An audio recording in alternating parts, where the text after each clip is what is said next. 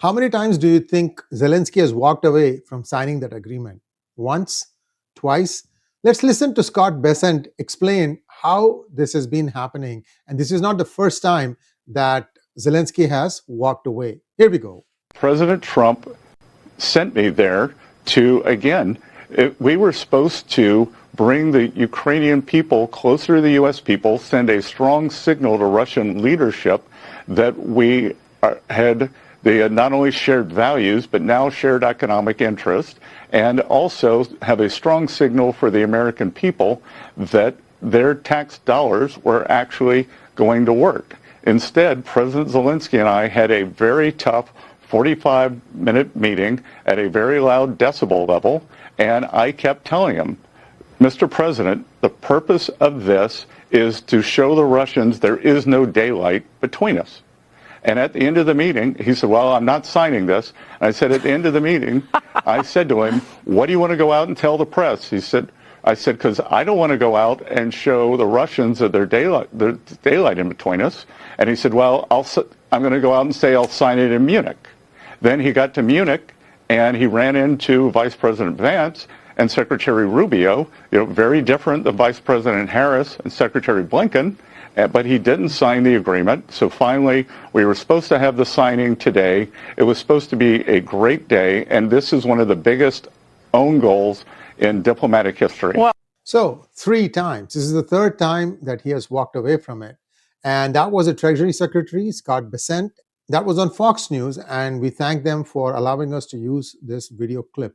Now, let's look forward by taking a look backward. And I have a small slide deck to present to you what exactly was happening. Was there a lot of planning that went into how Zelensky was going to be combated by the vice president, or was it spontaneous?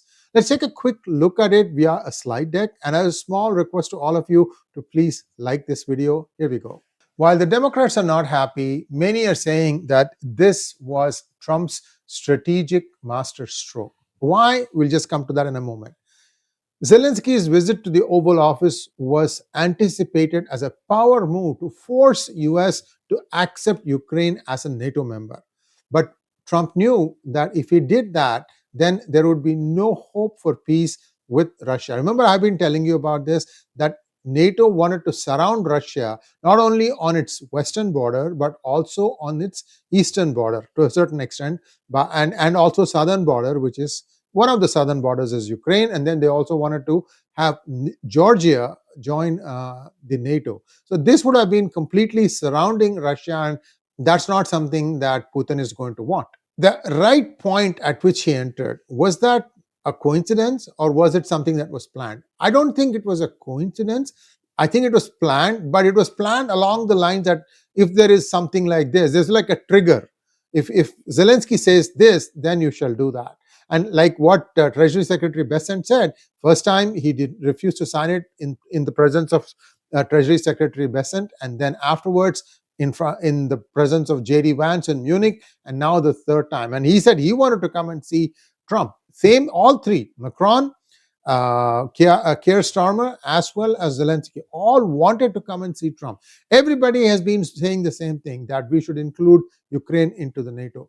But I want to ask a question of the Democrats who are jumping up and down right now.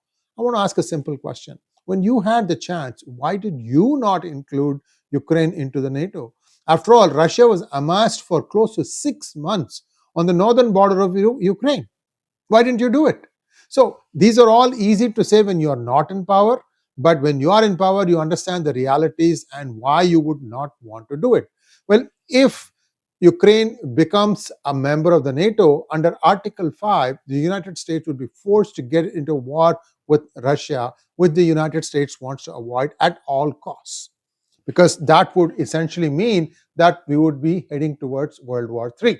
The reason for Trump appearing to look like he was aligning with Putin was that he wanted to make sure that the channels that are open with Putin are kept open, and that he understands, that is, Putin understands that US does not intend to enter this war in a passive or an active way.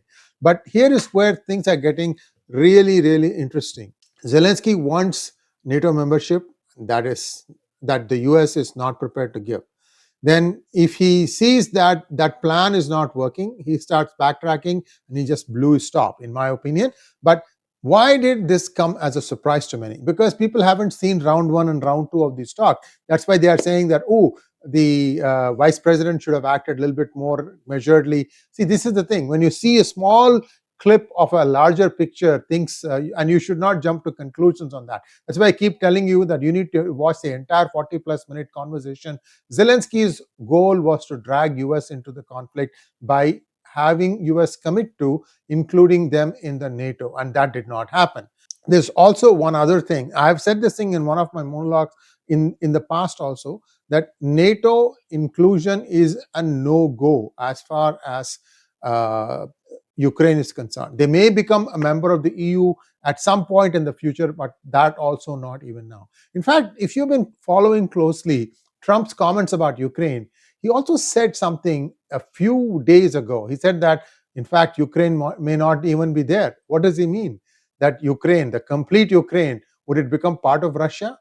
Is there a plan like that, like a long-term strategy with Putin? Let's start playing this out, because if you turn out to be right, you will know only in a few years from now, not right now. But let us play this thing out. Some of the things that I'm listening. What is the goal of United States?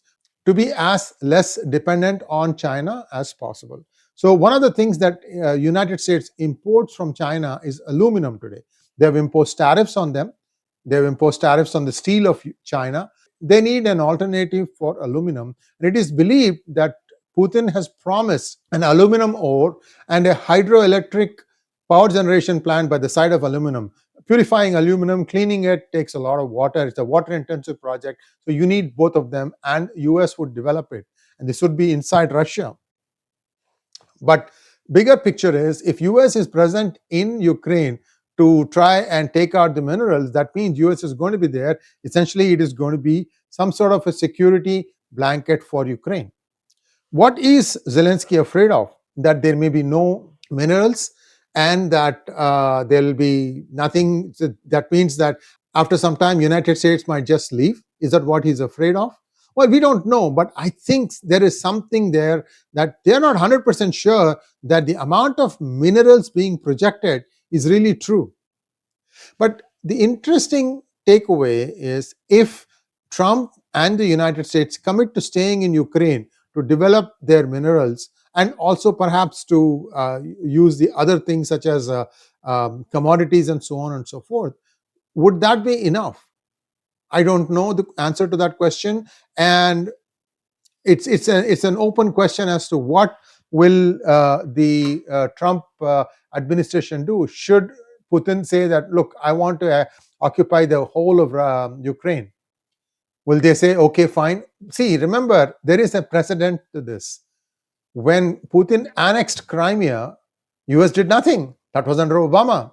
So all those people, all those Democrats who are making a lot of noise now, what did they do? Why did they not try and prevent Russia from marching into Crimea? Because they had done the Maidan revolution just a few months before that. This was a tit for tat. Anyway, so there are a lot of wheels within wheels here, but my 2 cents is that the war is going to end with or without Zelensky, and my guess is also that Zelensky will sign it this time, because this time Trump has said, okay, 3 times is enough number of chances. I'm done. Even if you don't want to back down and accept this term, then too bad. There is going to be impeachment that is going to go on. That's one side. Let's look at what the other EU countries are saying.